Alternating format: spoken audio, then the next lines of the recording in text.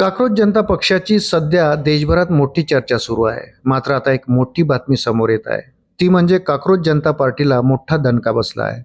काक्रोश जनता पक्षाचं भारतामधील Twitter account suspend करण्यात आलं आहे.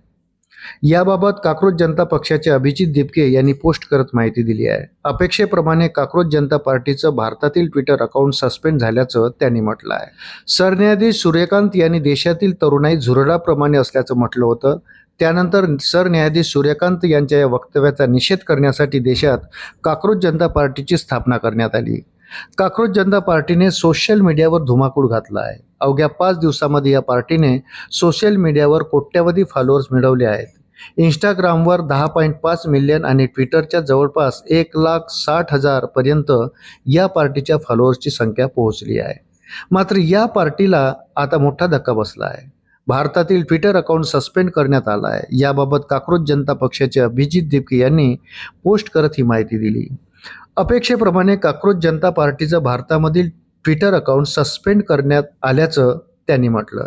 या पार्टीला देशभरातील तरुणाईचा मोठा प्रतिसाद मिळत आहे. त्याचाच परिणाम म्हणून या पार्टीच्या फॉलोअर्समध्ये मोठी वाढ झाली आहे.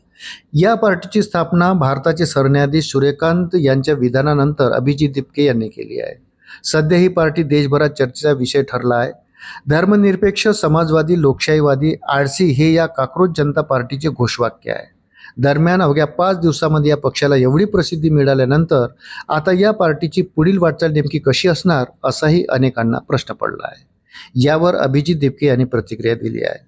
अजून काही ठरवलं नाही. आमच्या पार्टीचे फॉलोअर्स वेगाने वाढत आहे.